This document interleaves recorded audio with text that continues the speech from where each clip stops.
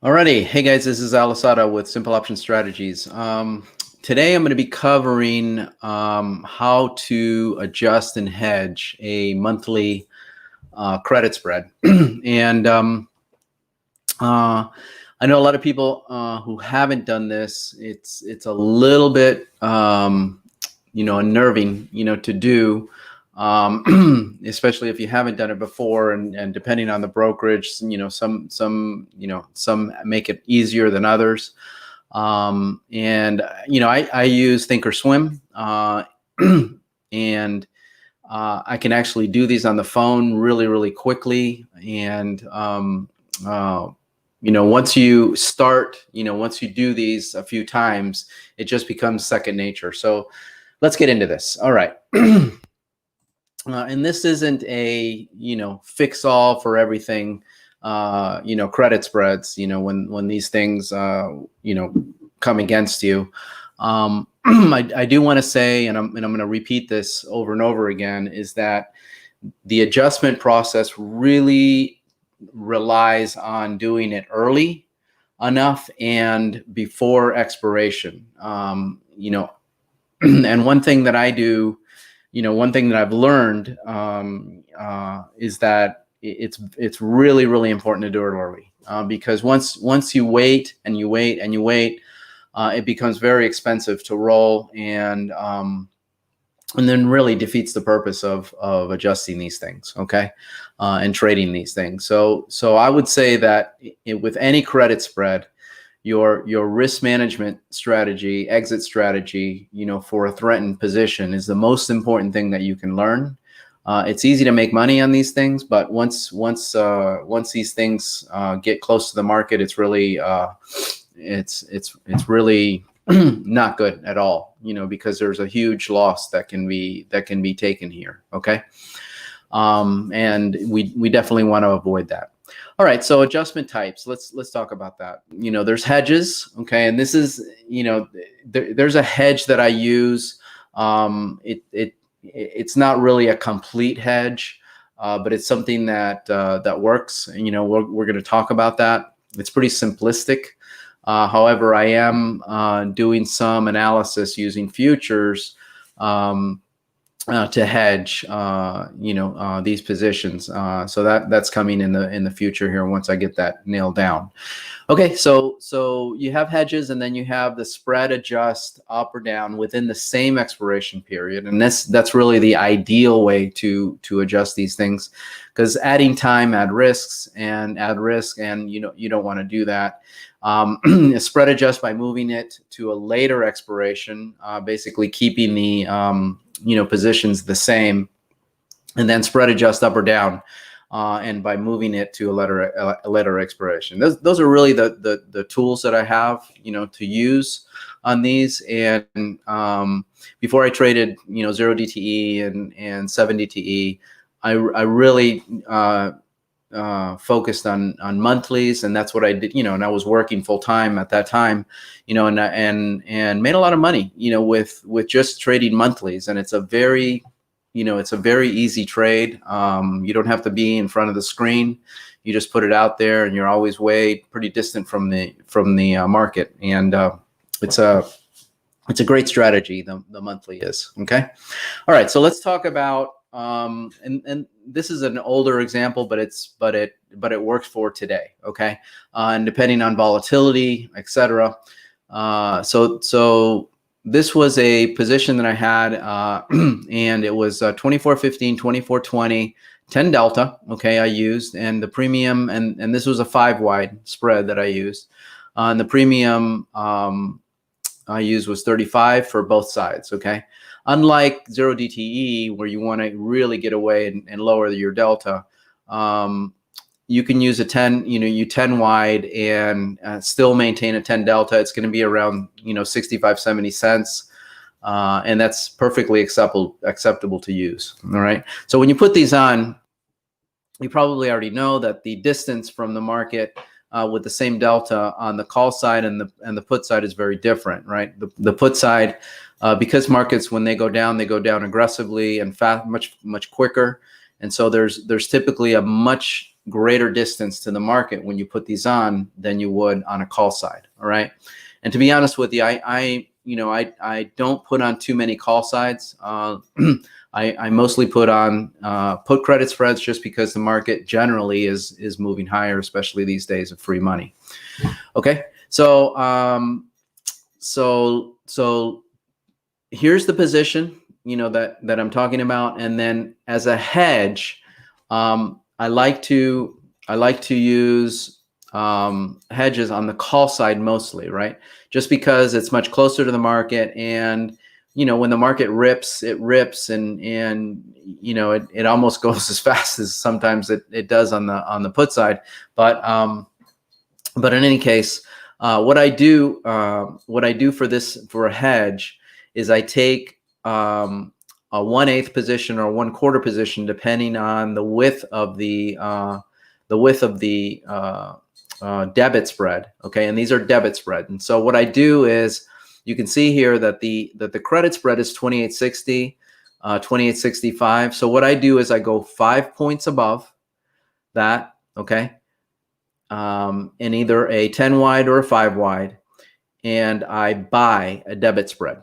Okay, and let's take the 1/4 size, right? So the 1/4 position here, let's say we have 10 contracts that we put on, and so you'll want to use like 3 contracts to put on this hedge. All right, and you want to put this on at the very, very beginning of the trade. So as soon as you put on your trade, you want to put on the hedge. And the reason for that is because if you're going to have a hedge, right, you want to put it on early so the cost is very, very low, right?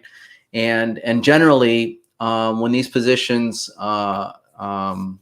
get to close to expiration and you close them out, there's very, very little on the hedge, and the hedge is what it's for, right? The hedge is for a position that gets threatened, not necessarily when you're trying to make money on it. Okay, and so you're giving up a little bit for that in order to gain relief in the end if you have to adjust it. Now, you can do the same thing on the put side. All right, and and the cost is about the same. All right, and so what happens is that it's not really covering the entire cost of a roll. Sometimes you have an example of a credit roll here, but sometimes most of the time you may pay a little bit in order to get additional risk off your plate, and so so that the original position, after it's adjusted, you want that to expire worthless or close to worthless as well. So you don't want to cut corners on these things. Okay. Okay. So in this example here, that's really how I use the hedges on these. And what it is it doesn't eliminate the fact that you're going to have to adjust the position. What it does is it covers some of the cost. Okay. In doing so. Especially if you have to use a debit, to adjust the position one side or the other. Okay. All right. So let's move on here. So let's talk about spread adjust up and down within the same expiration, and this one is really critical to do very early on. Okay. If you're going to do that. So same position here. This is what happens. It goes down. So I wait. To see what happens. You gotta give it room, right? And so you can see the premium moves up here. This one moves down, and then what happens is you get really close, and this is the point where you don't want to wait. Okay, you set a trigger, and usually when my triggers are about 2.5% from the market when volatility is lower. Okay, when the volatility is around under 20. That's when I'll use around a 2.5% from the market and make that adjustment. Okay, so when volatility is higher, like we have today, you probably want to use 4 to 5% from the market when you go to adjust these things, right? And so again, for this particular trade, we're doing this within the month. Okay, so let's talk about the adjustment. Okay, so in this case, what would happen in adjusting these positions? You're going to buy the spread that you originally sold. Okay, you want to buy it to close it, right? And then open it again in a new strike price, right? So in this case here, what was done was that I bought the 24.15, 24.10 at 90 cents, and then I sold another one at 25 cents. I sold the 23.85, 23.80. Now, this wasn't very, very far away, but what happens when the market typically goes down, right? You know, it extends, you know, it'll extend. And so you don't want to take it all the way back and you know, you want to give it a little bit of room, but you know that the market eventually is going to go back up. Okay. And so this one was adjusted down, and basically it was for a debit of 65 cents. Okay, and the trade is basically a condor trade where you're buying to close one side and you're selling to open the other side.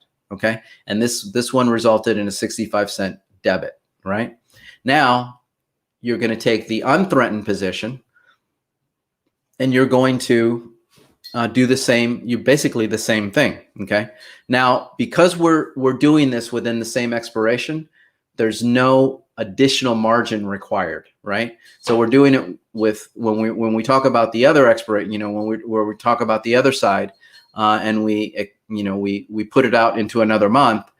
There's a process that you follow, so you don't have to use additional margin, because then you're doubling your margin if you go out and you keep one spread in one expiration and the other spread in the other expiration. Hopefully you know that by now.